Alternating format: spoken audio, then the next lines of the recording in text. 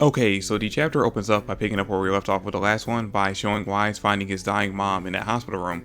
Now, as we all kind of figured, this wasn't actually Weiss's mom, this was actually just a hologram set up by Killer, kind of like what Wizard did to Shiki in the beginning of their fight.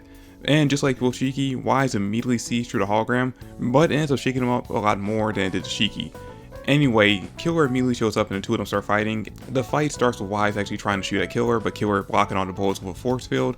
Then Weisz uses his ether gear ability to basically hack the wall and reconstruct it in front of Killer and basically blows up right next to him, which does a little bit of damage to him, but not too much. And then once Killer realizes what Weisz can do with his ether gear ability, which I thought he was already aware of what his abilities were, but I guess not according to this chapter.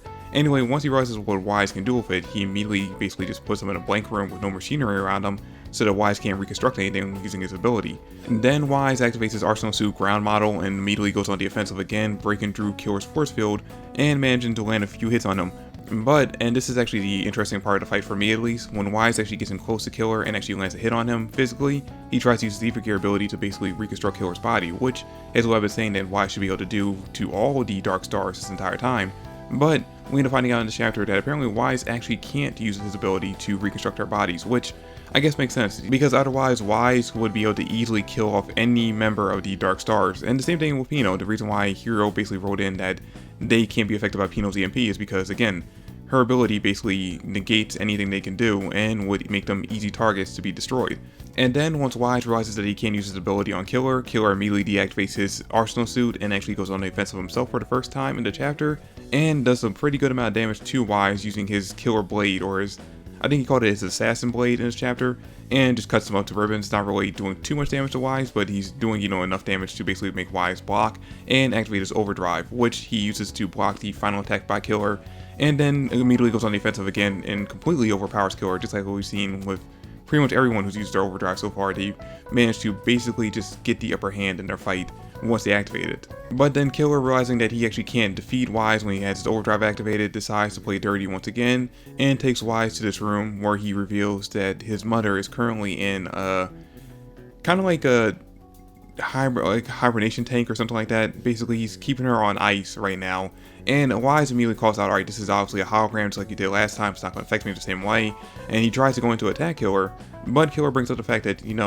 this might not clearly be a hologram, because he goes into the history of what happened after Weiss's mom died, which he starts off by talking about the whole Drac and Joe thing and how Weisz shouldn't know about what happened, but we know Weisz knows that Drac and Joe was involved or responsible for the death of his mom.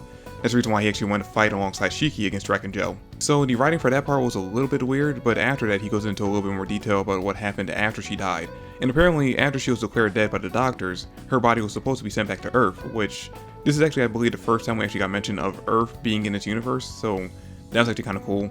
But anyway, Killer implies that instead of sending her back to Earth, the doctors actually took her body and basically tried to do more research, trying to figure out exactly what the true cause of death was for her, because at the time, remember, they had no clear definition or no clear idea of exactly how Drac and Joe's machinery was actually taking away the life force of everyone else. But they basically, what the Killer implies is that they were able to revive her slightly and put her inside this machinery in order to keep her alive. And then we end the chapter with Weisz basically being too stunned to attack because of the fact that he cannot say for certain whether or not his mom was actually sent back to Earth and buried, or if this actually might be her and everything that Killer said was true.